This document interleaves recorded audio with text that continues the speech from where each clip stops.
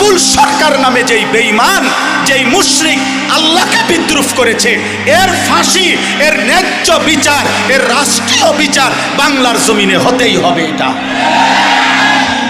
এটা হতেই হবে। আল্লাহ বলছে কোরআনে নাকি বারবার, কুল আউযু বিরাব্বিন নাস, মালিকিন নাস, ইলাহিন নাস। আল্লাহ বলছে বারবার শুধু নাস, শুধু নাস, শুধু নাস। শোনেন মিয়া, এই আসমান সৃষ্টির পর থেকে, পৃথিবীর প্রথম মানুষ থেকে আজকে পর্যন্ত পৃথিবীতে বহু মানুষ বহু কুফরি করছে, শিরিক করছে, আল্লাহ তাআলার হুকুমের নাফরমানি করছে।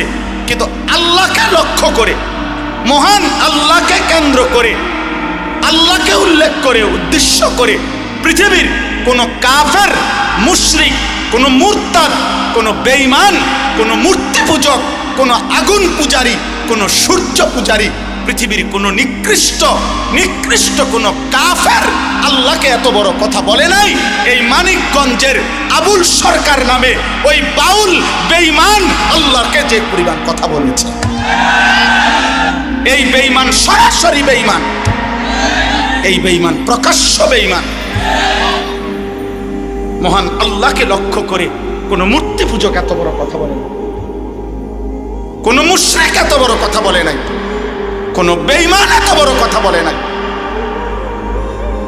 আপনাদের আমার বলার মতো ক্ষমতা নাই ওই বেঈমান এটা কি বলছে মুখ দিয়া।